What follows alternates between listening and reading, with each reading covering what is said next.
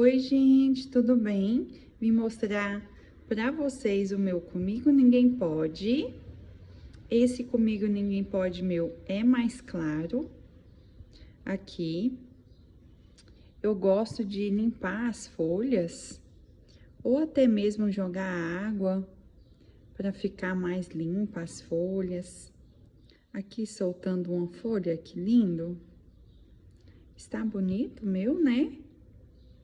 Eu cultivo o meu com esterco de vaca.